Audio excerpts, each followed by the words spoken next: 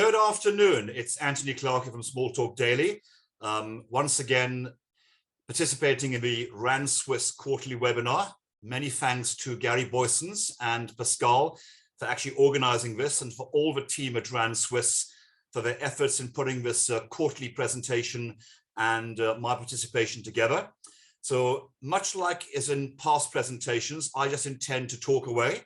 And then towards the end, I shall leave, once again, like the last presentation in January, a certain degree of time for Q&A. The Q&A box is open. I see it's on my screen here. And then Pascal's online as well, just in case things go technically wrong. I may be an electrical engineer by training, but I gave it up many, many years ago. And my technology skills are not what they used to be. So I just sit here and talk.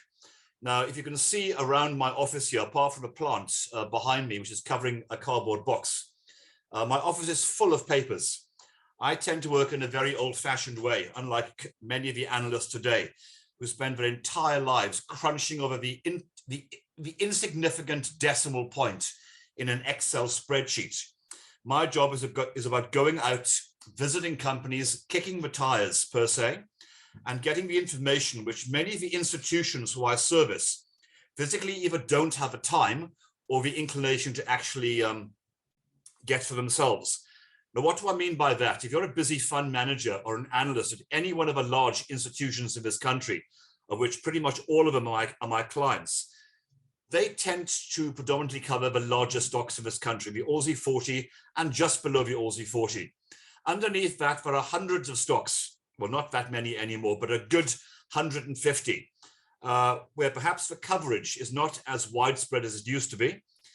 Many of my competing brokers and analysts have fallen by the wayside.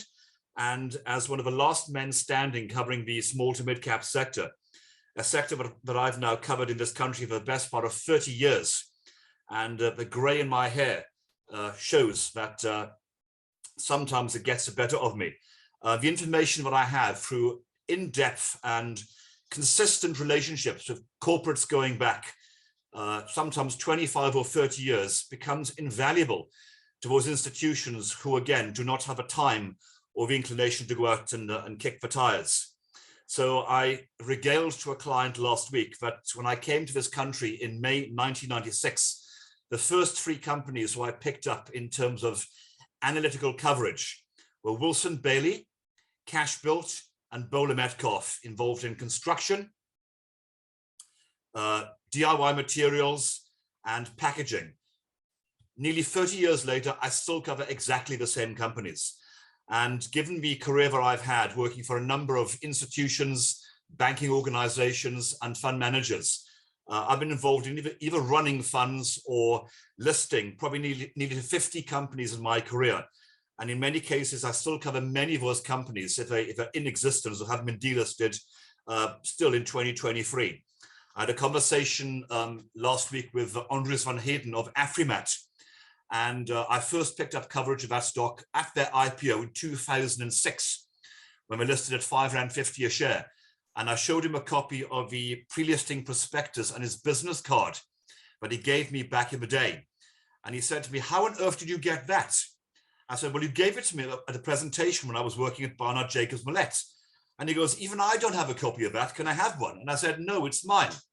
So I tend to work with what I call good old-fashioned files. And I'll give an example.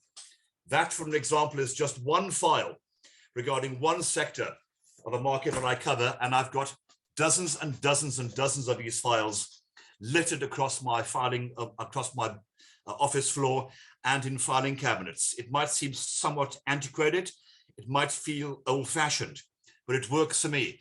It gives me the ability to instantly flick through masses of information to pick up the pertinent and key points that I need for the analysis that I give to my clients, and to write the research that I do for my institutional clients, and then as a subset to my retail clients via RAN Swiss, amongst others. So in tonight's little webinar for March, we're coming up to nearly the end of Q1. What a quarter it has been. It started off reasonably well, and then we had a great deal of volatility. And as it stands right now, the 22nd of March, looking at my metrics as of the close of business today, The JSE All Share is up 2.99% year to date. The mid-cap index is down 2.69%, and the small-cap index is down 2.41%. So basically, unlike the last 2 years, where the small-cap index has been gallivanting ahead of all the other indices, this year, it has completely reversed. Now, why do I think that is reversed? Two reasons which I personally believe. In case you see me drinking lots of water, this isn't vodka or it's an old beer cup. I've got a bit of a sore throat, so my apologies if I keep sipping water. So why do I think the small to mid-cap market has taken a bit of a back seat this year? A combination of reasons. One is the flight to safety. In times of market uncertainty, money floods to safety. We've seen that particularly in the United States and globally in the last week or two with the banking contagion, which has started with Silicon Valley Bank, spread to Signature Bank in New York, then spread to First Republic Bank, and lastly to Credit Suisse. When people get uncertain, they want to go to safety, and safety means going to the biggest, the safest, and the most liquid in the market. With this country also being grey listed regarding the international money laundering laws, I also believe that certain international funds have been downselling what they see as smaller, less liquid assets to focus on the international and larger listed stocks. With liquidity having dried up, particularly the small cap space, any movements we have seen from funds wishing to sell has led to an abnormal move in the underlying share prices of certain companies, and I've seen some hit much harder than I imagined that they would. And again, during the course of this presentation, I will give direct examples where I believe that institutions selling in this country to free up liquidity, either to invest in offshore counters, given the changes in the Reg 28 overseas investing requirement percentages, or the fact that they just want to go to a flight to safety, have seen abnormal moves in the underlying share prices of some really good quality mid-cap blue chips, which I think has been overdone. But saying that, do I expect it to change in the next quarter? The answer is no. I've been covering and investing in the JSE small to mid caps now for the best part of nearly 40 years, 30 of it years in my professional capacity and an additional 10 years in my private capacity. And I've seen this story many, many times where as liquidity dries up, the interest suddenly just goes away, share prices start to sag, and the underlying PE ratios become unjustifiably low. This happened 3 years ago, when you could have picked up really good quality JSE small cap companies on PEs of 2s, 3s, and 4s.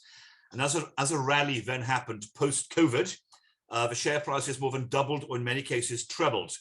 I'm not saying we're going to go back to that arena again, but what I am seeing right now is, despite the weakness in the domestic economy, despite the skittishness, my word of the day, skittish, of investors, particularly on the retail scene, in the JSE, there remains companies which I think consistently have good prospects and where the underlying fundamentals should come back to the fore as earnings start to be delivered.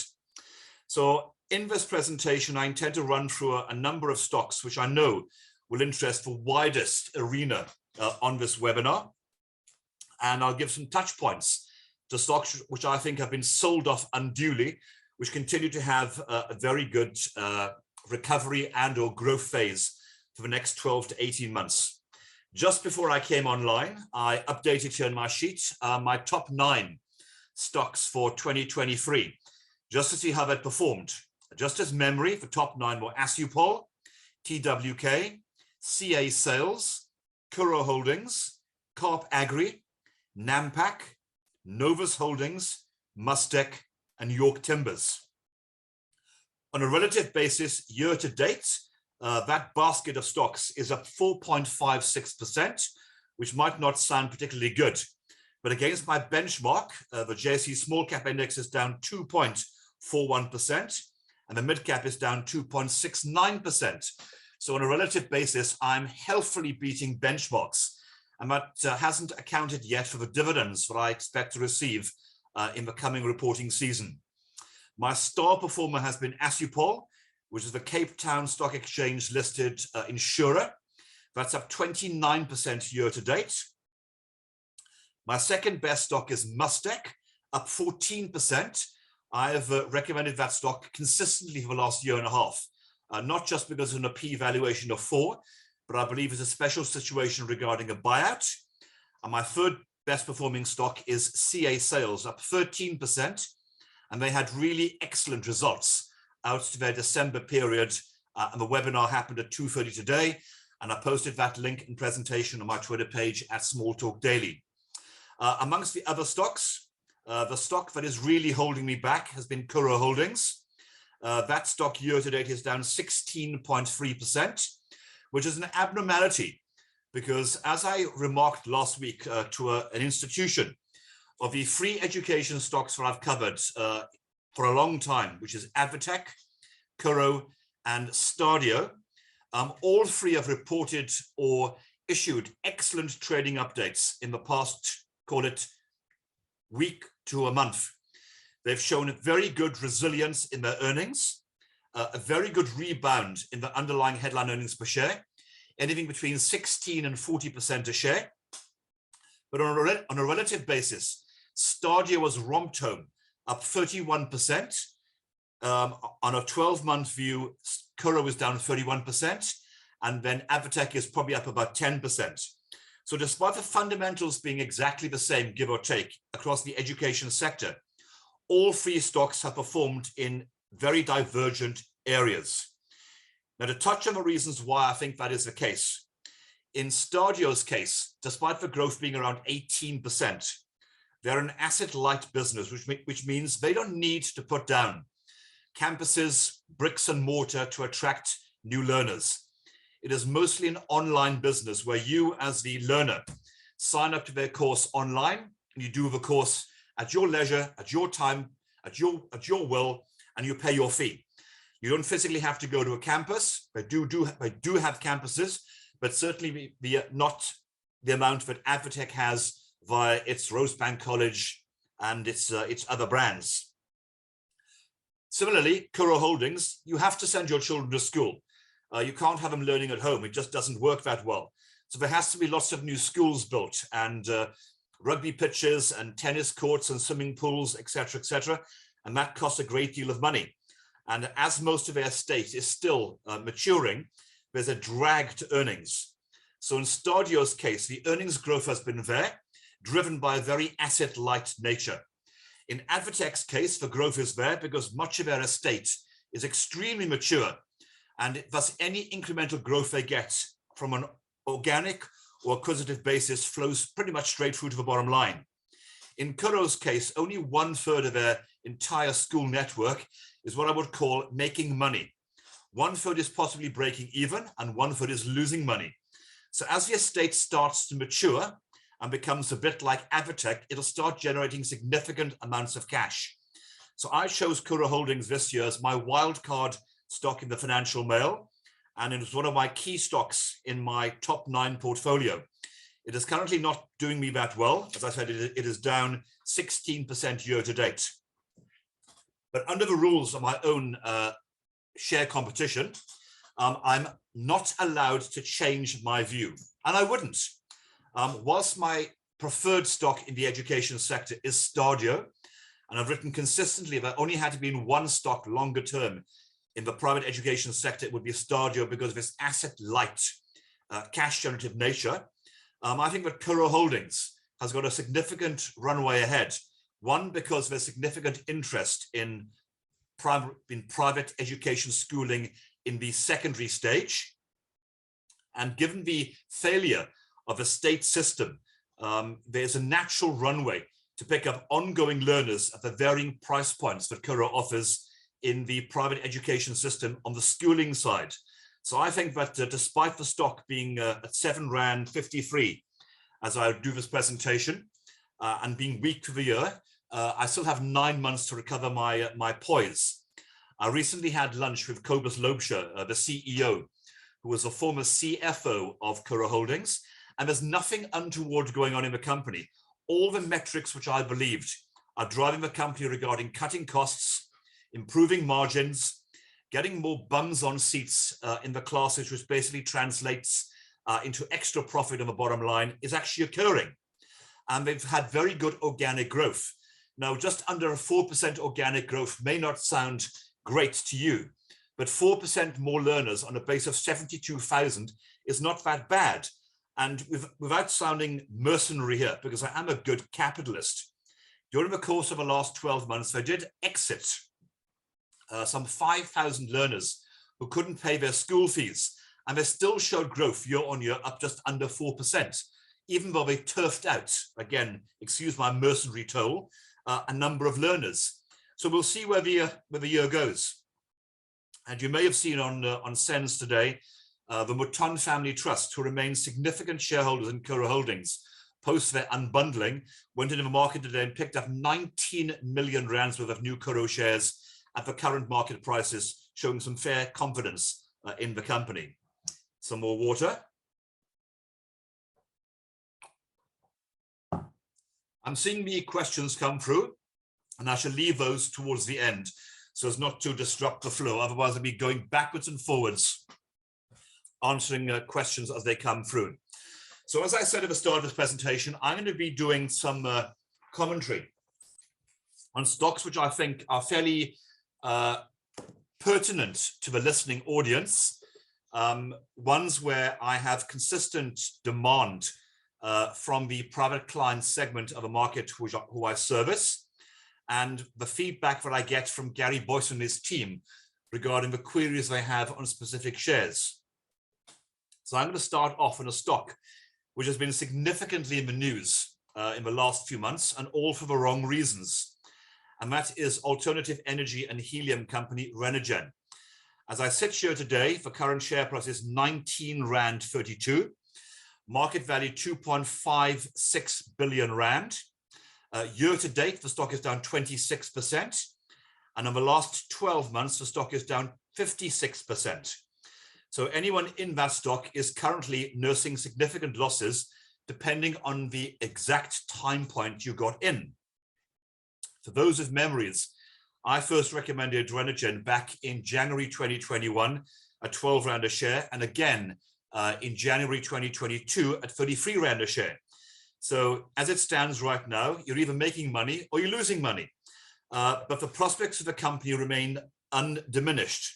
What has occurred in the last 6 to 9 months is a slippage of what I would call investor confidence. And when I say that, I have to caveat that the market that I predominantly service is the institutional client. I have very little interaction with retail clients like yourself, but it's basically done from my engagements and participation with websites like this with Rand Swiss. So I don't engage directly with private clients, but I know that Renergen is a stock that has caused significant heartbeat murmurs amongst the private clients. So I'm going to regale to you what the institutional clients feedback to me and what I feed back to them.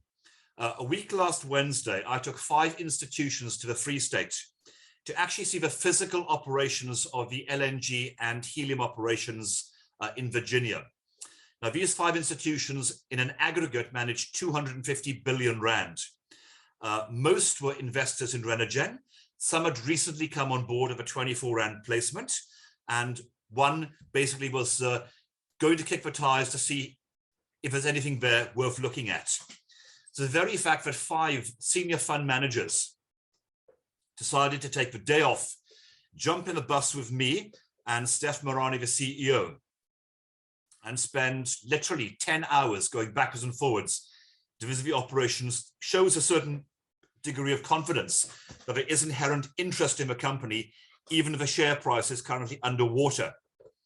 What we've seen as well in the last 3 months as a context to what is going on. If you were to plot, which I've done and some of the smarter analysts on the private client side on Twitter have done, if you track the natural gas price on NYMEX in the States, or even the Dutch wholesale gas price in Rotterdam, with the Renergen share price, there's a fair degree of correlation, where as the gas price has come off, people assume that the Renergen revenue and prospects going forward will be equally slaughtered.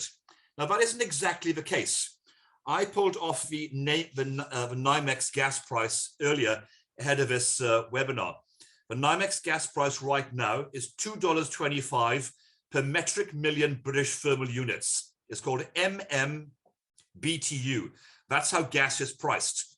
At its peak in the middle of 2022, it was trading at $6.85, showing you that the underlying natural gas price internationally is down 67% from its peak, and Renergen is down 56% from its peak.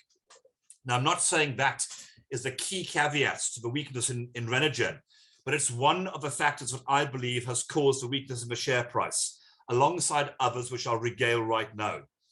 Part of the issue with Renergen is they were very active in social media and on SENS in issuing updates regarding the timelines of the commissioning of Virginia Phase 1, the timelines to when LNG would be produced, and the timelines to when helium would be produced. I'm an engineer by training. I qualified many years ago as an electrical engineer, and I physically had experience in the field. So when I hear there are certain projects with the compressors, or with the heat sensors, or with the cooling pumps, I know, amongst others, particularly clients of mine who are former engineers too, that when you start a complex pilot plant in a new area of technology in this country, nothing ever goes smoothly, and it never happens to time or generally to price. In Renergen's case, they started a project before COVID. The plant was constructed in China, then had to be disassembled, shipped across the world, and reassembled back in the Free State during the cost of COVID, with supply chain disruption and port disruption alongside China, Hong Kong, and in Durban. The project came in roughly to cost, but quite frankly, was a year late. That caused consternation amongst many of the institutional shareholders because they had been led to believe that the timeline regarding the production of LNG and helium would be a lot sooner. So when you start doing your models to, generate a revenue, an EBITDA, and a profit projection, if a timeline gets thrown under the bus by a year, your models get thrown under the bus. And then as certain other timelines start being missed, it leads to a crisis of confidence inside the company, sometimes through no fault of its own.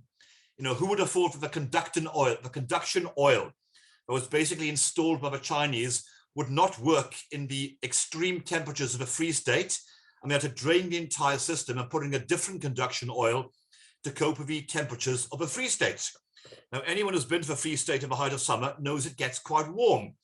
So when you're pumping conduction oil at a very high degree of temperature, and you've then got the ambient temperature running around you as well, the oil simply just won't work in its cooling capacity. That failed. Over the festive period, a 30 Rand temperature thermometer, a $30 temperature thermometer failed, meaning the plant had to be shut off. Now, you can't get a little thermometer, which you can easily buy on Take-A-Lot. Trust me, I checked. Flown in from Germany over the festive period, and that caused the plant to close down. Now, these are certainly not excuses as to why this company's share price has basically fallen so sharply, but it's an indication that a complex plant, a pilot plant, never goes to plan and never operates from day one. Anyone who followed Sasol's operation in Qatar and latterly in Lake Charles would know that things generally always go wrong in any form of complex engineering procedure. So I believe that now that Renergen's plant is up and running and is producing right now LNG and helium, which is being tanked and sold to consumers, there's a certain degree of confidence that has come back amongst particularly the institutions regarding the physicality of the fact that there is product being delivered and produced in the Free State. I could write a book right now on the conspiracy theories that have been lamented to me over the last 2 months. Quote unquote, there is no helium in the Free State. There's no methane in the Free State. They won't get the project up and running. The plant doesn't exist. Linde is not buying the helium. The spot price of helium can't be found. Well, it can if you know where to find it. And any number of conspiracy theorists, which the company and analysts have to deal with on a daily basis. Most of them you can just bat aside as pure fiction. And I said, one day I will write a book. I shan't name and shame, but it has constantly amazed me at the number of what I would call quality institutions and quality analysts who come out with the most amazing theories as to why Renergen has not been performing, from the mafia is involved, to it's a Ponzi scheme, to it's nothing more than a giant hole in the ground with nothing to show for itself.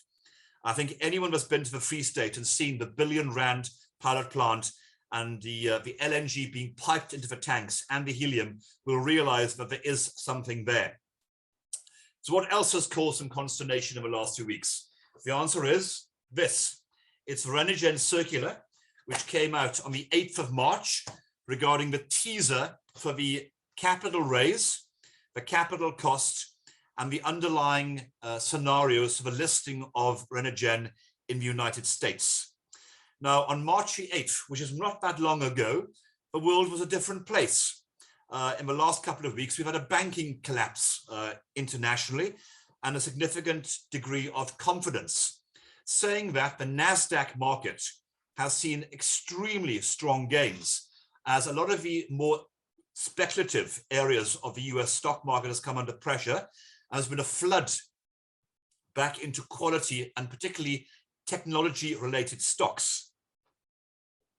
Under the basic terms of the circular, the capital cost of Virginia Phase 2, which will be 12 times larger than Virginia Phase 1, has now come in at $1.16 billion, which as I stand right now is roughly 21 billion Rand, because the Rand value in the last 12 months has gone from 14 Rand to the dollar to 18.40 as I speak. So the only real significance in the value of the contract going from circa 12 to 15 billion to 20 billion is the weakness of a Rand. That is caveated by the fact that $750 million of funding is coming from the US, and being as roughly 2/3 of the contractual cost of the equipment is overseas, dollar denominated, that will be settled with dollar-based debt. So it'll all wash itself out in the system. However, that capital cost of 20 billion Rand has unnerved the market, given that Renergen's current market value is 2.562 billion Rand. So where's this money coming from? There will be an article coming out in the Financial Mail at the end of this month, a 2-page special, which I've written under the Anthony Clark column that I write for the Financial Mail, basically stating that Renergen has a number of tick boxes it needs to deliver on to rebuild market confidence and rebuild market sentiment regarding the company. Right now, we've got people shorting the stock. I'm well aware that the script lending books inside ABSA and Sanlam are short roughly 1 million shares each. And as is the nature of the market, you can go long or you can go short. People clearly believe that Renergen is on the downers and they're shorting the stock, and they've probably made a great deal of money. But as the deliverables hopefully start to come, and I certainly do not have a crystal ball, all I have is a snow globe from the Seychelles. If these deliverables actually come, some of the negatives surrounding the company will hopefully start to alleviate. So I'm going to run through the key tick lists as I see them and as I wrote in my Financial Mail article. A little bit more water. Tick list 1. The market has been concerned, will they get the money to fund Virginia Phase 2? That is basically being funded by the Development and Finance Corporation in the US, which is the lending arm of the US government. They initially funded the $40 million for Virginia Phase 1, and there's been no issue. The COO of the DFC was out in December, and the entire team was actually out in the Free State alongside the major international lender, Standard Bank London, on the 7th of March. They went the day before I went with my clients. So they have seen the operations, they've seen the plant, they've seen everything. As it stands right now, the timing, roughly, as I understand it, is as follows. In April to early May, the DFC will ratify, will they approve the loan to Renergen? As it stands right now, I have no reason to believe that that loan will not be granted. However, the DFC is a US government body. It has to submit all of its loan applications to Congress to be ratified. Now, there has been a number of concerns that because of this country's close relationship with Russia and all the bullshit going on about us cozying up to Putin and Naledi Pandor kissing up to the foreign minister, but we may or may not get the loan. Could that occur? Possibly. It's a very slight chance. But let's put the positive here. In this country, we have an energy crisis. Eskom isn't exactly the most reliable energy producer in the world, and LNG is physically being produced in the Free State. It is currently being sold to Italtile and Consol Glass. And as Virginia Phase 2 is up and running by late 2027 into 2028, there'll be a significant amount of energy available for the domestic marketplace. On the site visit, it was alluded to us, there has been significant engagement with major corporates, not just in the Free State, and again, not giving too much away. There are many large gold companies in the Free State looking for energy, and other companies looking to remove themselves from the Eskom grid and get more cleaner ESG energy systems in place like LNG. And the other thing, again, for those that follow the sector quite closely, is that Sasol, their piped gas coming in to the country will start diminishing in terms of volume from 2026. So many companies are looking for alternative sources of energy replacement, as one, Eskom is falling off the hill, and secondly, the Sasol gas starts diminishing in pressure from 2026. So I have no reason to believe that the LNG that Renergen will be producing in the Free State will not have significant domestic demand. We are an energy-starved country. We tend to import most of our energy needs. If we have a company producing energy in this country, do you not think it'll be in demand from industry and from other participants? I'll give you one example. If you convert your truck from diesel to either a hybrid diesel LNG truck, the cost of that conversion is 250,000 Rand. Again, depending on the level of your driving, that kit will pay itself off between 3 and 7 months. The diesel cost saving in running that truck is roughly 30% per annum, which means that you as a logistics operator, given the way that logistics companies work, can double your profitability from that truck by converting from diesel to LNG.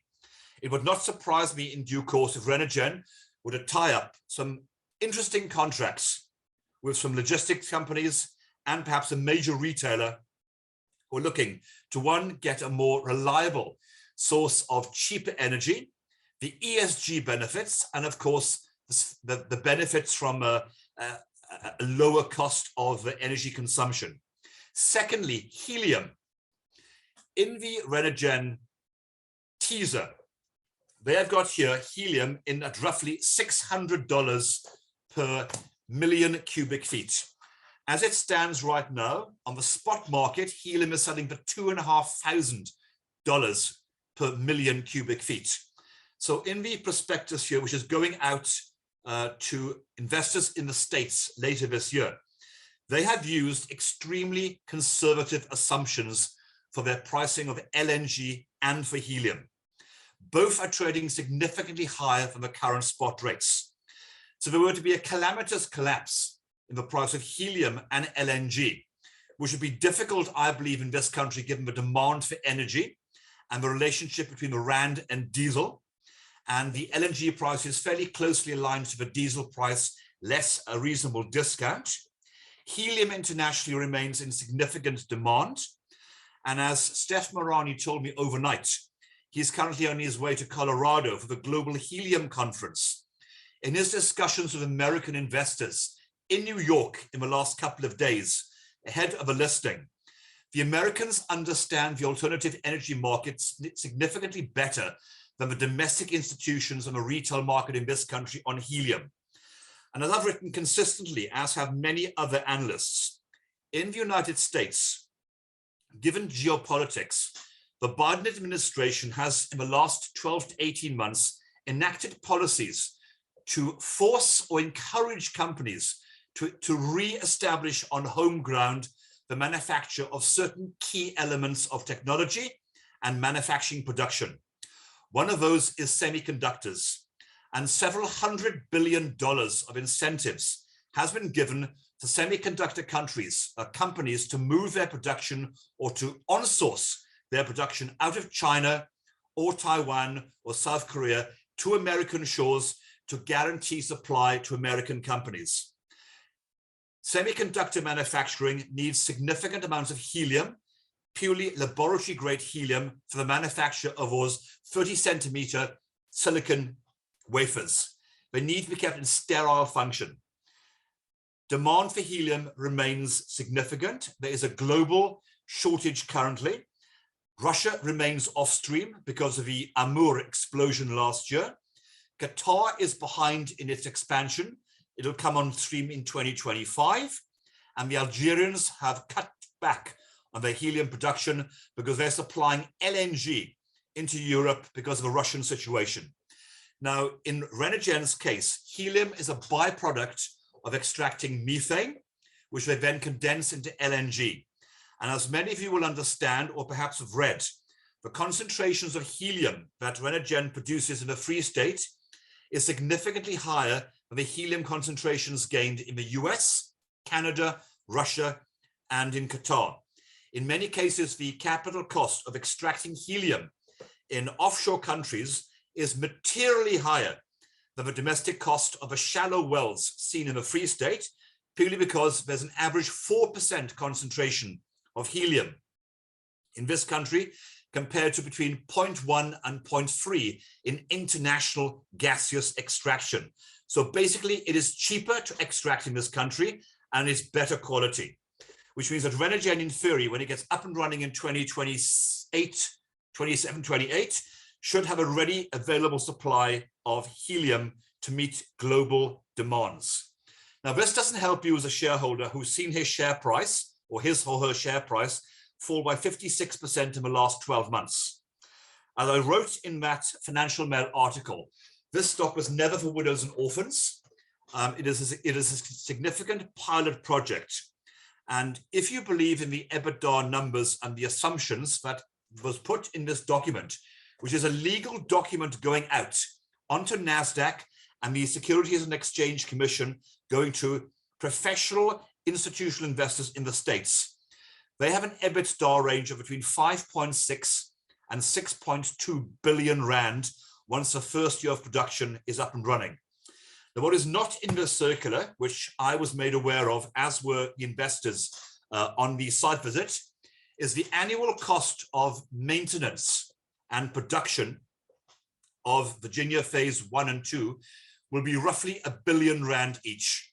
If you then strip out the roughly R1 billion in servicing costs of a debt, if they make their mid-end assumption for EBITDA in 2027, 2028, Renergen as a company will have leftover EBITDA or profit per se of R3 billion. Now, given the number of shares in issue, that could lead to a significant level of headline earnings per share and possibly a very large dividend. But all of that is up in the air. We have yet to raise money for phase 2. We have yet to list on NASDAQ, and we've yet to produce the LNG and the helium for phase 2. So I'm laying out the groundwork of the potential is there, the market is there, and the pricing is conservative.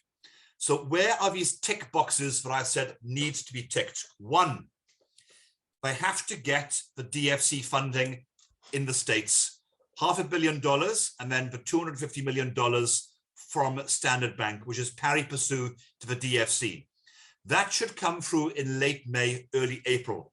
If that box is ticked, this project has become significantly de-risked, because whether the listing in NASDAQ happens or not, or if it's delayed, they will have sufficient money in dollars to start the initial phase build of Virginia phase 2. The next tick box is the SEC circular, which should be available to the general public in April. needs to be ratified and approved by the SEC. It becomes a public document, and it then starts being marketed by the American book runner to US only institutions. The placement in the States of up to 67.5 million shares can only be bought by American participating investors. It cannot be participated by domestic institutions or anybody outside of the US. That is part of the listing procedure. Tick number 3, the listing has to be successful, potentially oversubscribed. And then tick 4, in the circular, there's a very interesting sleight of hand. As that stands right now, the Renergen share price, as I look at my notes, is 19.52 Rand. They intend to raise $150 million in the US by placing 67.5 million shares. Now, the current conversion rate, that equates roughly to a share price placement in the US of 41 Rand a Renergen share.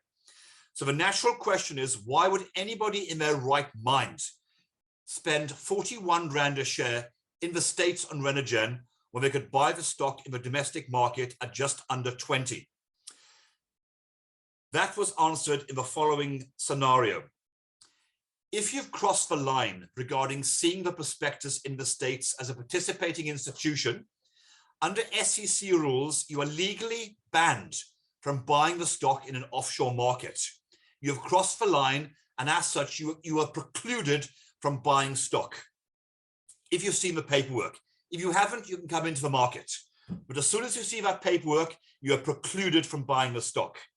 Now, do I think that Renergen is going to do this magic sleight of hand and place paper at 41 Rand when it's currently trading at less than 20? I actually don't know, because there was a peer review done by the sponsors in the States looking at the 3 nearest comparative companies that have significantly higher ratings than Renergen. And I'm going to name them so you can write them down and Google the valuations and Google the news that they have released in the last year or two regarding their significant capital raise. The first company is North American Helium. The second company is Clean Energy Fuel Corp. And the third is Montauk. Now, Montauk used to be a JSE listed company and is now only a NASDAQ listed company. It extracts gas from landfill sites in the US, gets a heavy government subsidy, and is very profitable and has an extremely juicy relative rating in the States, given it's in production for the last 10 years. North American Helium and Clean Energy Fuel Corp are basically helium companies and LNG companies which have yet to do anything. They've got stratospheric valuations north of $700 million plus. They've raised significant amounts of capital at very juicy listings multiples. So the sponsor believes that if you look at those 3 comparable companies and apply an extremely aggressive discount, there is no reason to believe that Renergen can list anything between $24 and $40 a share. Again, it's all sleight of hand. We will only know when the book build actually happens, probably about August, September this year. So I've relayed to you, we are now in a waiting game. We have to wait for the DFC to approve the funding. We have to wait for Congress to approve the funding request. We have to wait for Standard Bank to approve their funding. We have to wait for the book build to actually occur. We have to wait to see if the institutions in America like the pricing and then subscribe. We have to wait to see how the underwriting has gone and how many times this company is oversubscribed. We have to wait to see how the US market performs. And that will all only occur in what we would have in our winter season here and after the summer season has happened in the States. So as it stands right now, I've just relayed to you in a succinct fashion the reasons why I believe that Renergen has probably legitimately been under pressure. 1, because of the international decline in resource valuations. 2, the decline in natural gas. And thirdly, in many cases, it shot itself in the foot by having timelines which it failed to deliver on. Many of it were not of its own making, to do with the engineering process and the fact that this pilot plant had to get up and running. They're now producing. We now have to wait and see what goes on with everything else. Now, that doesn't help you if you're a long-suffering Renergen shareholder nursing losses. I can't tell you to go out and buy some more. I can't tell you to sell. I'm a Renergen shareholder. I have been since I first recommended the stock at 12 Rand a share. I subsequently bought more as the price went up, so I'm now nursing a loss a bit like you.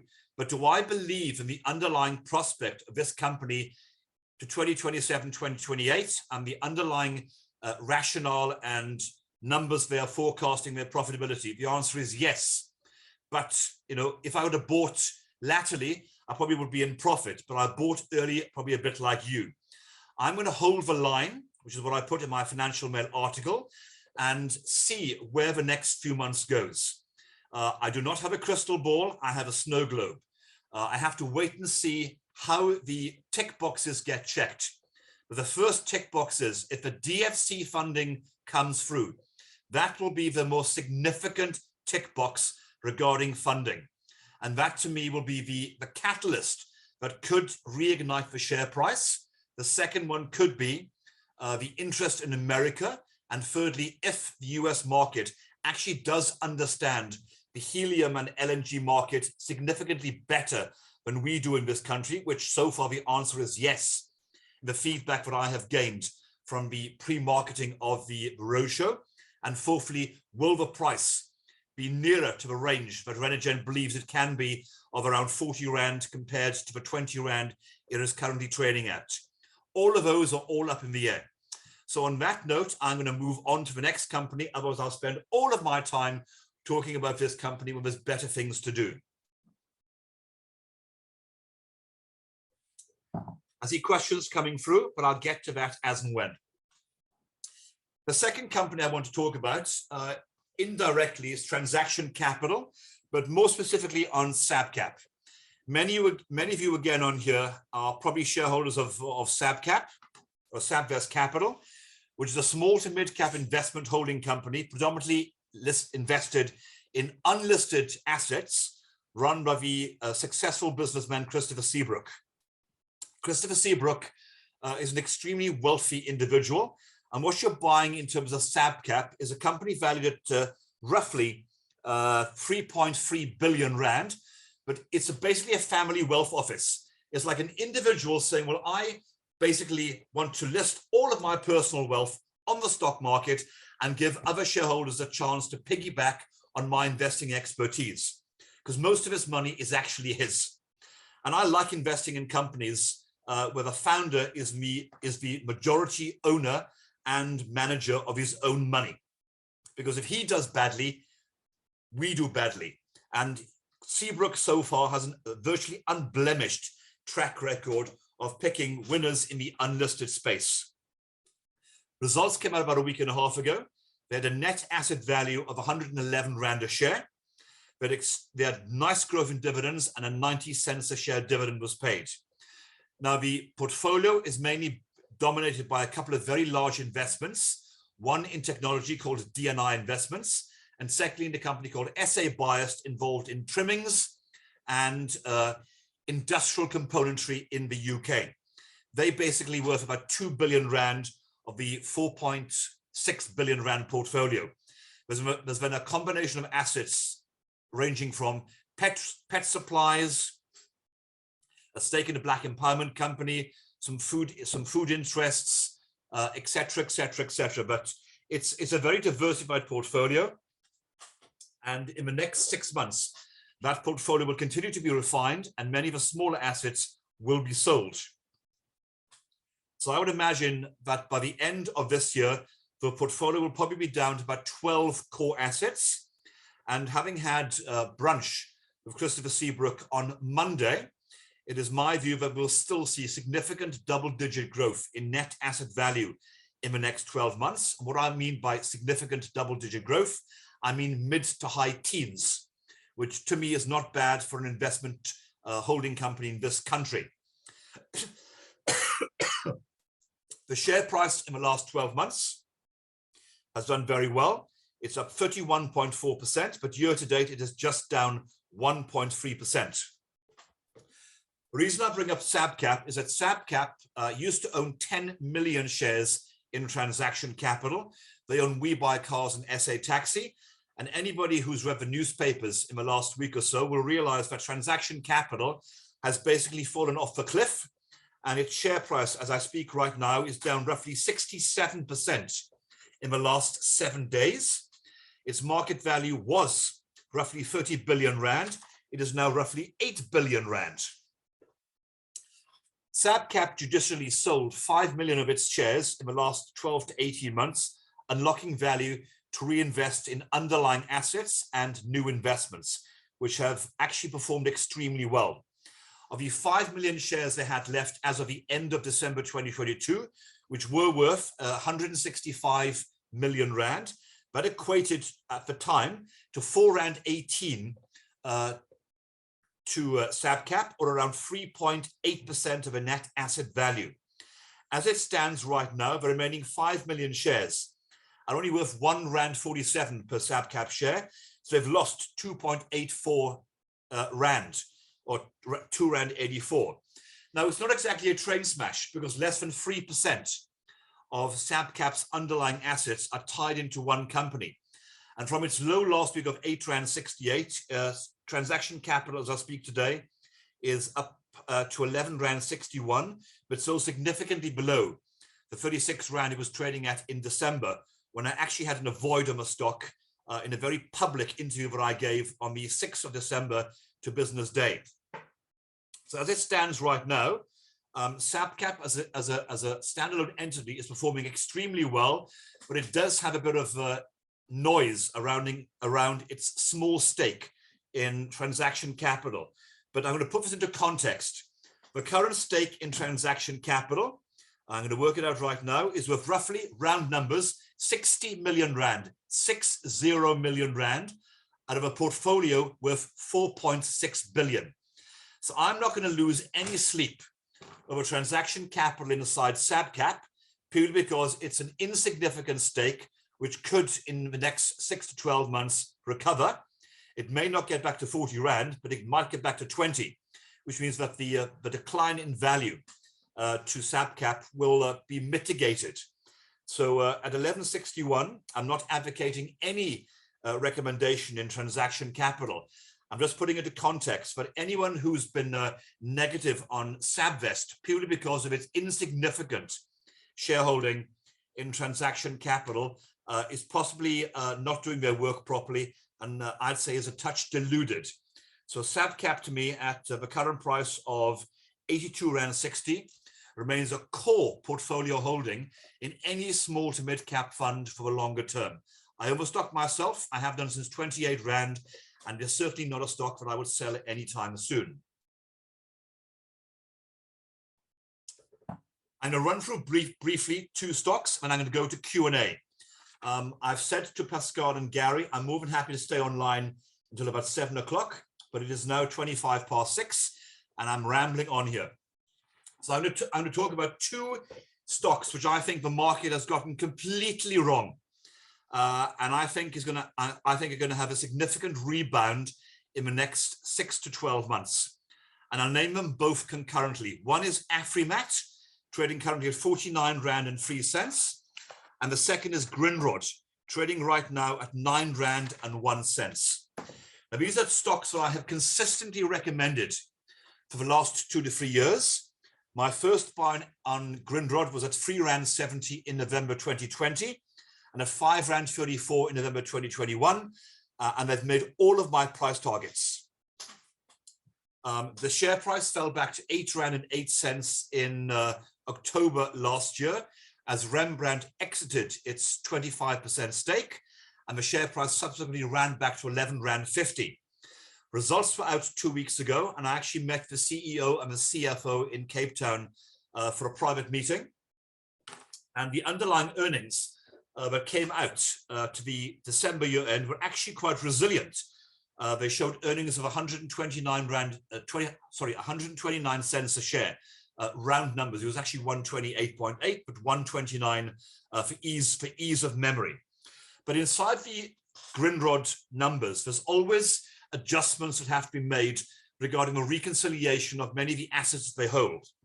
So if you do the reconciliation, as us analysts do, the underlying actual headline earnings per share on a core basis of Renergen, of Grindrod was R1.42, which places the company right now on a price earnings ratio of 6.3 times. The company has 15% gearing and is involved in some extremely exciting areas of national and regional growth in the next few years, involving rail and ports infrastructure. Many of the underlying assets which were holding the company back, like the bank, some of the private equity assets and the like, have been sold, and further assets will be sold in the next 12 months. So we have now come back to a company in terms of Grindrod, which is going back to its core ports, logistic and rail assets, where there's significant upsides to come from the public sector participation from the government to try and assist Transnet and Portnet to, how can I be polite, upskill the level of service delivery to enable private industry in this country to actually move goods from point A to point B, which currently is not being done very efficiently. And Grindrod has the expertise and the skill set and the infrastructure in place to assist government and consortiums regarding that PSP. They also have an extremely valuable asset in Maputo, where significant amounts of cargo is bypassing Durban and Richards Bay to go to Mozambique, because that port is operating efficiently and saw record volumes of cargo going through in 2022. Now, interestingly, unbeknown to many in the last few months, a technical little documentation was signed between TFR, which is Transnet Freight Rail, and the equivalent Mozambique Freight Rail Company called CEM, called an intermodal transport, which it basically means is if a train is leaving here in South Africa and it goes all the way to the border, in the old days, you had to decouple the locomotive. A Mozambican locomotive had a couple, and then it could go on its merry way to a port in Maputo. Now, in terms of the intermodal agreement, it can go from there to there seamlessly. No changes, no stoppages. It just goes from point A to point B, adding to efficiency and speed in movement of cargo. So that will benefit the Maputo ports, of which Grindrod has a 25% stake in. So to me, Grindrod is hung over from the placement done by done by Rembrandt, where 25% of a company was placed into wide hands. And a bit like we saw when PSG unbundled its stock in Stadio, Carp Agri, PSG Consult, CA&S and the like, there's always a bit of an overhang in the market until it gets settled. At R9.01, I am extremely confident to recommend Grindrod as one of my core conviction stocks for the next 12 to 18 months. There's nothing on my immediate horizon which would lead me to see any negative connotation in this company. All the metrics regarding the growth potential and the vectors are there. The balance sheet remains strong. The underlying PSPs in ports and rail are significant, and the company has reined its aspirations in away from a disparate portfolio back to its core operations of ports, rail, and logistics. There's a new CEO in place who comes in from a rail infrastructure side, and I think the company at some point is either poised for growth with PSPs in a consortium, and I'm also well aware, as are many in the institutional market, that a number of suitors have expressed interest in participating with Grindrod in PSPs or potentially acquiring the company outright. With a net asset value of R12.11, I would not believe that any institutional shareholder in their right mind would sell this company at net asset value.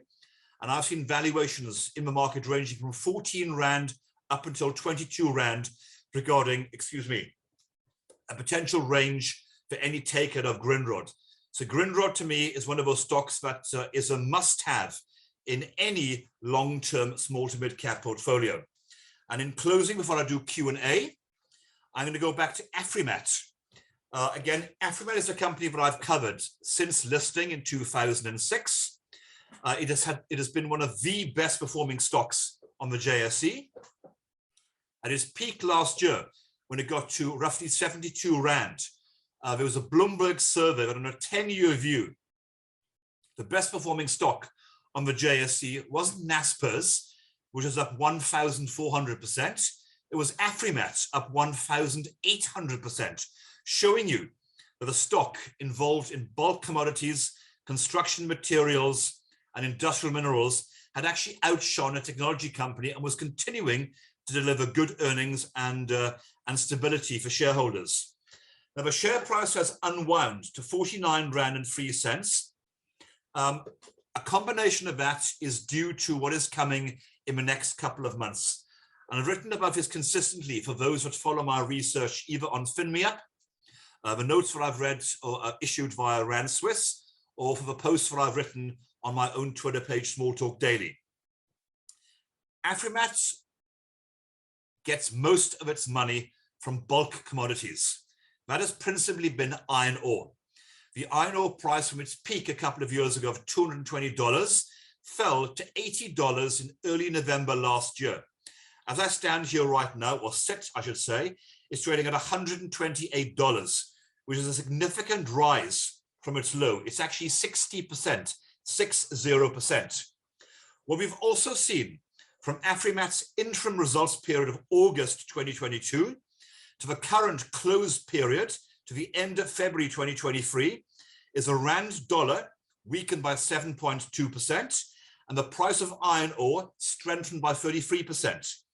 So simplistically, Afrimat has made 40% more money purely because of the exchange rate movement and the iron ore price having moved.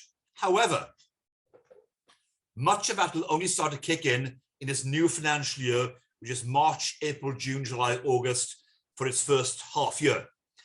I've gone out on record stating that Afrimat this year, to me, will see a decline in earnings of between 5 and 10%.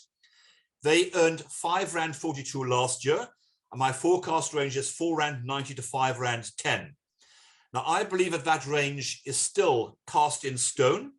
They had a fairly good February period, and I don't think the numbers will be as weak as the market expects. And the market, I think, is heavily discounting the fact that in the last quarter, not only has the Rand weakened against the dollar, the iron ore price has firmed. There's been a significant investment and uplift in the output of the Unkamati coal operation, where volumes will double on a year-on-year basis. And I'm seeing earnings there move from from $20 million potentially up to $400 million. 400 million Rand, should I say? I will restate that, from 20 million Rand in the last period to 400 million Rand.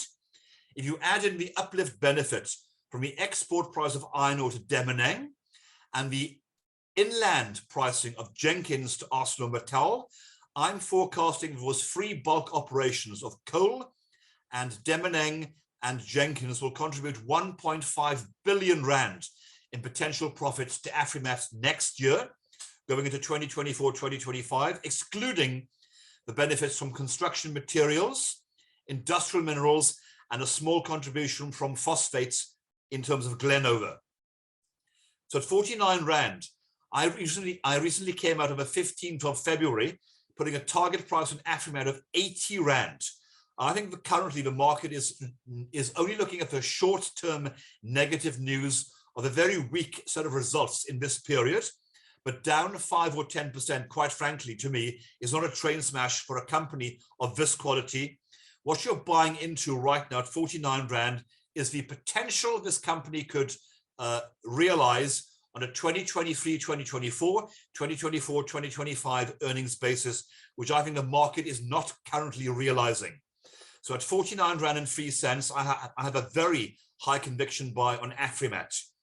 So those are the stocks that I've discussed right now. I'm going to take a quick sip of my water and have a quick look at the question and answers and run through the ones which I think are pertinent to what I've been discussing. Let me scroll down. Question 1 from Ray. I'll read some of them out. If the ANC wins the 2024 election, perhaps with the EFF coalition, God help us all, will that not escalate immigration and negatively impact demand from a private sector towards private education and undermining Curro's revenue? So here's some stats for you. I love statistics. I did a site visit with institutions to Curro late November last year. Many people seem to believe that private education in this country is an elitist project or service targeting a particularly niche segment of the economy or a niche demographic. You could not be more mistaken. 80% of all the learners inside Curro, which in the last period there was 72,000, come from previously disadvantaged backgrounds. And my heart sings when I go around these schools and I see Black, colored, Indian, Chinese, any ethnic child in these schools, because their parents have taken a conscious decision to get their children a better level of education than perhaps they gained from the state system. So will emigration become an issue? Of course it will. Those that want to leave, they will always go. But the very fact that the majority of children inside Curro schools are from a previously disadvantaged background, and that demographic is consistently sending their children away from state schools to the more affordable levels of private education, to me, should be seen as a blessing. At the end of the day, we want the best for our children. We want them to get great education, go to university, hopefully get a good job, because many of us, well, many of us in this country either don't want to leave, I certainly don't, or we want something better for our families. And I think going forward, but if the state system starts to regress further, there'll be an even greater demand for private education from the diaspora in this country. So I have no qualms that private education will not continue to do well. And let's not forget that private education is enshrined in the Constitution. So it would have to be a constitutional change to actually disavow or to try and denigrate private education in this country. And again, not to be flippant here, it is well known that Julius Malema's son goes to he used to go to a private school run by Curro. And I'd love to know how many government ministers, deputy ministers and MPs send their children to government schools compared to private schools. I'm sure that's the dirty secret that they tend to keep very quiet and do not like to disclose. In the same vein, but how many government ministers, deputy ministers and MPs go to government hospitals compared to the private hospitals that we have in this country. So moving swiftly on, because I'm not here to discuss politics.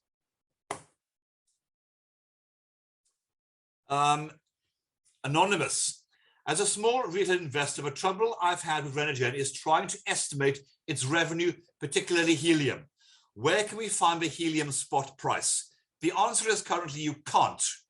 I get the price sent to me because of the work that I do with the international companies like Air Liquide, Air Products, Linde, amongst others.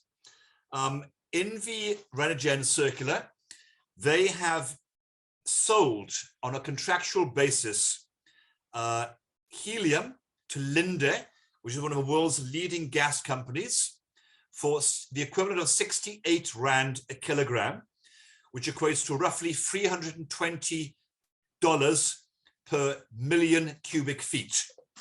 Now, the spot price right now, because of its scarcity, is $2,500 per million cubic feet. And the average so far this year has been around $800 per million cubic feet. So whilst you would say that it's quite maddening that a company like Renergen is selling a certain proportion of its output at a lower than market price to a contracted international gas company, it is not uncommon for commodity companies to sell a certain proportion of their product on a contract basis to have certainty of revenue and certainty of cash flow. Afrimat have done the same, for example, with their anthracite mine, where a certain proportion of their anthracite is sold to Glencore at a certain price. The same is true for a proportion of their iron ore to ACML. You have a certain then known quantity of revenue, and you can then extrapolate out via your margins the profit that you make per ton. So Mr. Anonymous, in helium's case, I would use the circular price of Renergen of roughly, and I'm going to look right now, it's in here, of $600 per million cubic feet of Renergen. So that's the number that I would use. From Daniel, what did you think of the Mustec results? Daniel, they were actually, I thought, pretty good. I didn't choose Mustec in my top stocks this year for shits and giggles. I chose it because the company was trading on a price earnings ratio of 4 times. It's a company that I've known and its former founder, may he rest in peace, for the best part of 15 years. It has significant growth vectors in terms of technology services, its renewable energy and its solar business, which could become a 1.5 billion rand business from zero 2 years ago, and the fact that their underlying technology platform continues to show reasonable growth. What we've had in the last 6 to 12 months is, whilst the underlying corporate market for IT, hardware and services has been quite resilient, the retail market has been quite soft because during COVID, everybody ran out and bought laptops and printers and home services technologies for their home offices. You know, it takes a while for the replacement cycle to start coming through. So in Mustec's case, I would not be surprised if in a 2-year view, hardware is probably around half of their underlying revenue profitability. Software services, technology services, and renewable energy and solar make up the bulk of the balance, which should then mitigate the risk from hardware, improve the overall margin, and I'm still convinced that at some point a buyer will come in and potentially take out Mustec. And with a net asset value of between 25 and 26 Rand a share, and the current share price at around 16 Rand 40, I still see upside in Mustec. Do you look at Altron? The answer is no. What happened to the Grindrod share price? I've told you. CARP is not moving. What results are you expecting? Well, why is CARP not moving? Well, it has moved. It's currently stalled at about 40 Rand. CARP is a quality mid-cap stock. And as per the preamble at the start of this presentation, I indicated that there's been 2 factors at play regarding certain liquid blue chip mid-cap stocks. One is they're easier to trade if you're an institution looking to free up liquidity to perhaps reallocate elsewhere, which I think has been the case of the likes of a CARP Agri and certain other companies in the space.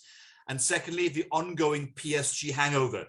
When PSG placed 42% of its shares in CARP Agri via itself and the unbundling of Zeda, there were tens of thousands of shareholders getting shares in CARP Agri, and many institutions got shares in a company they had never covered, never held, and they had to make a plan.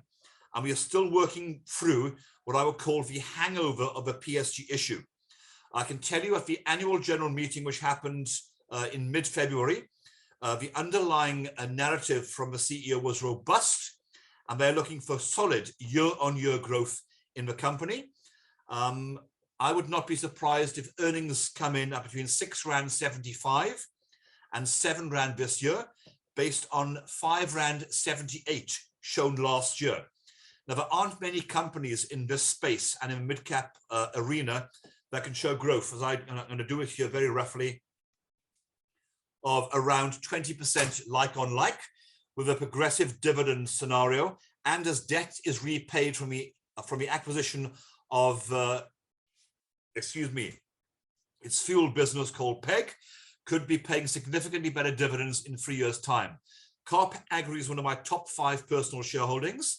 It's a stock that I've confidently, and I've said publicly on many occasions, I would never sell, and I stick to that narrative. Any thoughts on Invicta? Yes. At 26 Rand, it is dirt cheap. You saw the Udeco numbers come out about 2 weeks ago. I've had conversations with Stephen Joffe, the CEO of Invicta, and with Graham Dunsford, the CEO of Hudeco in the last 2 weeks. And I believe if Hudeco was showing resilient results and they were up north of 20%, there is no reason to believe that the likes of an Invicta, which also has a significant offshore component with a rand dollar and the rand euro and the rand pound has weakened significantly in the last 12 months, does not do as well. And if a stock trading at 26 rand, the issue that I have with Invicta is that most institutions own Invicta. To get the share price moving, we need new participants to go out and buy the stock, which is very difficult because everybody owns it. And I think Invicta is going to have a very good trading update, probably coming out in late May, early June, and that may get the share price moving. I still have a target price of 35 rand. A comment here from Jason Dupree. Everyone should go and have a look at Renergen and see what's going on. I agree. Maybe one day the company will have a round robin and you can all go along and have a look, but they actually can't do that because of health and safety. As an operating hazardous material site, they cannot be taking along huge amounts of people. Most groups, are kept at less than 10 or 15, but I know that there has been calls for Renergen to actually do what they call a corporate video of Steph Marani walking around site and actually showing to you, the investor, what everything does, what a compressor is, what a cooling system is, how the entire process works from point A to point B. And I think that online video will be undertaken in the next 6 months. So I would certainly keep an eye on what I would call an instructive video as to what Renergen does, how does the stuff come out of the ground, how does it move through a pipeline, and how does it get condensed and then put into a truck for delivery. So watch this space. Any comment on when Grindrod will dispose of its fuel business? Cockett Marine was initially for sale, then it was deconsolidated, and then it's been reconsolidated, which is a very unusual thing. As of recent results, the company is profitable. Marine bunker fuel is doing quite well currently. However, there is a fly in the ointment. The fly is that Vitol, the international commodities trading company, owns 50%, and Grindrod owns 50%. Vitol doesn't want to buy out Grindrod, and no one wants to buy a share in a company where the other party perhaps doesn't want to buy. So you're in a stalemate. Excuse me.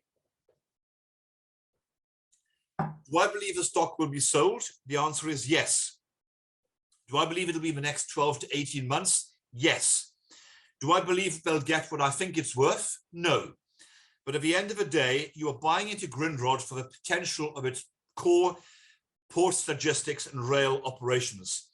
With a company with an underlying asset base of 12 billion rand, with a company being held hostage to a business which is possibly worth 400 million rand, I'm certainly not going to lose sleep over it. I'm referring to Grindrod and not Grindrod Shipping, that question. Can you please comment on Omnia and Libstar? Very briefly, I've had meetings with the CEOs in the last few days.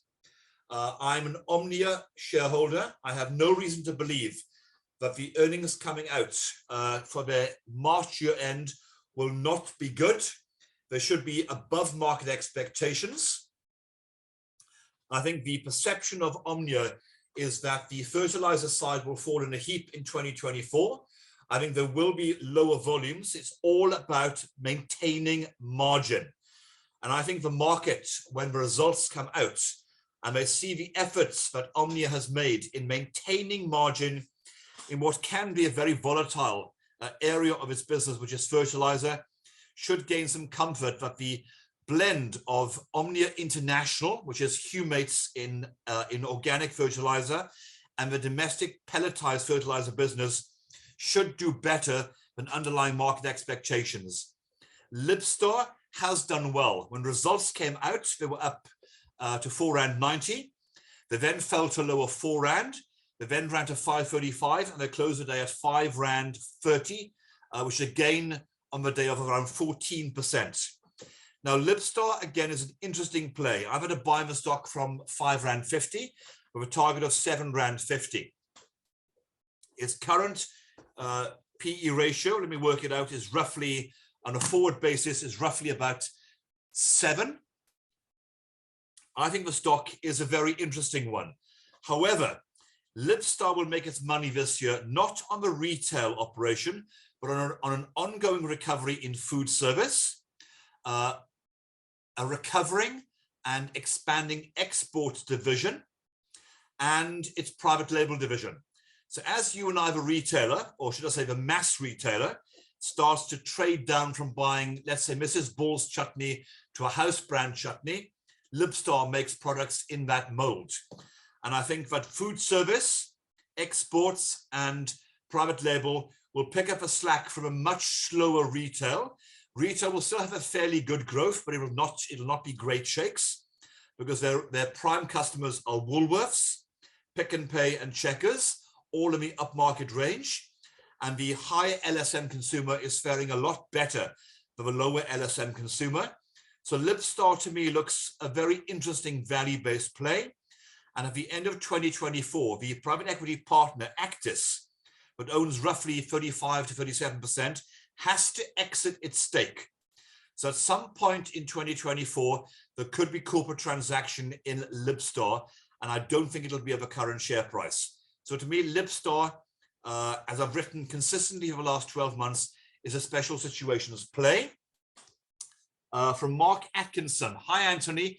I see that Nampak disposed of some of its assets today. I did too. It's neither here nor there. It was $40 million. Quite frankly, I'm not going to waste my time on it or even write a note. But what it does signify is that management are now long last listening to the cabal of shareholders alongside A2 Capital Partners who collectively control between 30 and 40% of Nampak, and saying, we will have to actually try and unlock value in this company and restructure the debt. Do I remain bullish? Yes. I chose Nampak at the beginning of this year at R1.04, purely as my wild card. I've seen net asset values in Nampak ranging from R3.50 to R7.85 a share. Where will it settle? Who knows? But what I can say is that the activists and the cabal of shareholders have managed to push back on some significant areas of value destruction. They are certainly not rolling over and playing dead. And I think, as we've seen, with 3 significant new non-executive shareholders being appointed to the board in the last few days, but the activists and the shareholders clearly want a different outcome to the restructuring and a different outcome to value realization. And that'll hopefully lead to an uplift in the share price and the underlying valuation for long-suffering shareholders. I've discussed Omnia. I've discussed Afrimat. I've discussed Omnia again. I've discussed Invicta. Why did Omnia buy a stake in Renergen with the option to buy a much larger stake, which was expected? Why did they not follow their rights? The answer was quite easy. The time ran out. If you looked at the underlying announcement for the Renergen Ivanhoe deal, they had a right at one point to buy up to half of the company at a certain price. In the initial documentation, which many of us have seen, the Renergen share price and the Ivanhoe share price at that point were running quite hard. If you put up a Renergen share price and an Ivanhoe share price, the Ivanhoe share price basically tanked, and it was going to be a share for share swap. And as such, the metrics of basically issuing Ivanhoe shares to buy Renergen shares did not make any reasonable sense to either parties, and the timeline ran away and the deal just simply didn't happen. They still own just under 5%. I have a copy of a share register up until the end of February. They are not sellers, and even though the non-executive director has stepped off the board, I'm led to believe they are not sellers at the current level. Any thoughts of Zeda? It's a dog. It's got 2 assets. It's on a big discount net asset value, and I think it'll take quite some time for the underlying investments of Zard and Capespan to be sold. I'm not wasting my time on covering Zeda anymore because frankly it shouldn't be listed, and it's an embarrassment to have it listed and the fees that they take for running a company which has two assets which are basically doing nothing. So my bold take on Zeda, it's not worth my time or my money in covering Zeda to any consequence unless they start disposing of the last two assets, and that ain't coming anytime soon. Anthony, what's your take on Caxton? Looks cheap at $10. It looked a lot cheaper at £4.25 when I had to buy the stock 12 months ago. The easy money has been made. I hate chasing stocks when they've made more than my target. Does it look cheap? Yeah, it probably does. But with a fight between Impact and Caxton on the go, I do not like chasing stocks where you've made your easy money. The easy money was at $4.25. I hate chasing stocks where the easy money has been made. I've commented again on Omnia. I've commented on Libstar. York Timbers, again, York Timbers in my top 5 and my top 9 was doing quite well. Year to date, it is up 6.4%. You saw in the recent trading update that they're going to have subdued earnings numbers because of a change in the biological asset and the recognition of that biological asset going forward, which I think will make York Timbers shareholders a significant return on their investment in the longer term, because a tree is worth materially more when it's 22 years old compared to when it's 17 years old. So timber to me is a biological asset, but becomes inherently more valuable the older it gets. And I'm very happy to hang on, given the net asset value is about $9.50 a share. Do I cover SAPI? No, I don't. I've talked about Grindrod. Someone's saying, Andre Cillier, why is SAPCAP dividend yield so low at 1.9%? I frankly don't care. I'm buying SAPCAP for net asset value increase, and as such, the resultant rise in the share price as a discount to the sum of the parts starts to narrow. At one point, you could have bought SAPCAP at a discount to net asset value north of 45%. Is now trading at under 20. So I'm not buying SAPCAP for the dividend. I'm buying purely for the growth in net asset value and the translation that will lead into the share price. Descendis, I'm not going to waste my time. It isn't even worth my electricity putting on my lamp to talk about Ascendis. Novus, what's my 12 months price target? Easy. Public record, £5.50. Currently trading at £3.75. Any thoughts on why Rhodes Foods has got smashed? Yes, I've never liked the company. The valuation of Rhodes relative to Libstar is out of the park. And if I had to be in Rhodes or Libstar, I would want to be in Libstar. It has a much more diverse stream of businesses. I'm talking Libstar. And Rhodes, to me, has been a company which has never delivered on its promises. Every deal they've done has been a mess. And management has never gotten the operating margin above 10%. And they keep promising, but it never happens. And I think that stock, again, has a private equity shareholder called Capital Works, who at some point will want to get out. So if I had to be in any one of the two stocks, Rhodes or Libstar, I would want to be in Libstar. Scrolling on down, anonymous attendee with yellow and white maize still over 4,000 rand a ton and soy at 9,000.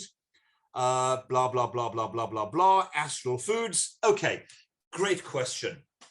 I track soft commodities, as you know, Mr. Anonymous attendee, extremely closely. I was on CNBC at lunchtime doing a panel discussion on food price inflation, and I would urge you to look in my Twitter page at SmallTalkDaily. I've linked that YouTube CNBC clip into my Twitter handle page. We have seen the underlying price of soft commodities from their peaks last year down between 20 and 25%. Now, it takes time for soft commodities to feed their way into the procurement books and as such, the production chain of food companies. In the poultry side, it takes about 6 to 9 months. So again, I'm on public record stating that by the end of Q2 into Q3, Astral Foods is the only listed poultry company will start to benefit from lower input costs of maize and soya, which makes up 60% the cost of rearing a bird. However, we've got load shedding. We have higher production costs because these fat birds, which can't be slaughtered because of load shedding, have caused havoc in the abattoir system.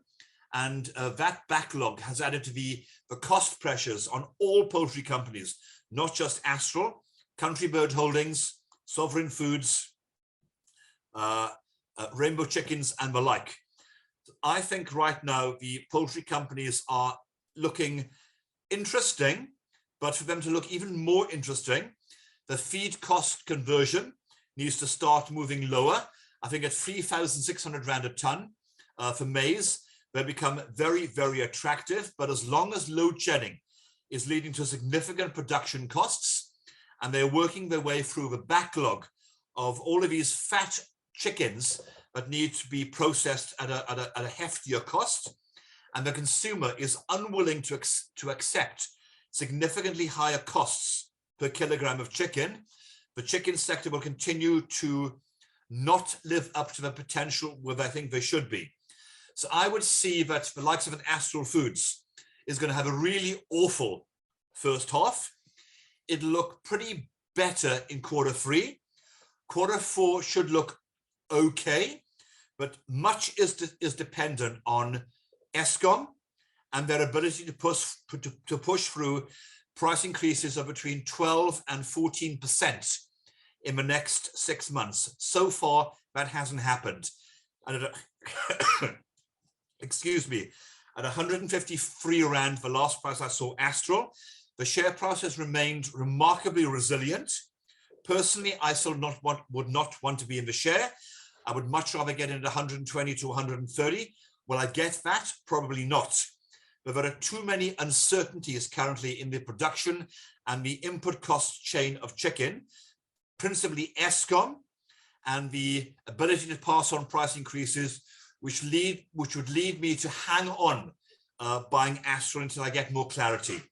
And on that note, with the sun setting here in Cape Town, I'm at 7 o'clock. I've rambled on for half an hour longer than I should. The questions have basically come to an end. And I'm going to say an extreme thank you to Gary and Pascal Boyson of Rand Swiss, for the entire team of Rand Swiss for allowing me once again to participate in their seminar. This entire presentation, all 1.5 hours, will be on a YouTube clip for you to listen at your pleasure, in case anything that I've said to you has flown past too quickly. And I have endeavored to do these presentations on a quarterly basis to Rand Swiss. So I would urge any participants listening in right now to get your questions into your portfolio manager or point of contact at Rand Swiss. And perhaps in the next webinar, in exactly a quarter's time, I will spend the entire period doing questions and answers to what you want to listen to, rather than me regaling the stories. But as it stands from me, Anthony Clark, and my dog who's happily sleeping right next to me, a very happy good evening. And I hope that load shedding has abated and you have a very peaceful and happy Wednesday. On that note, thank you once again, and I'll see you in a quarter's time. Take care.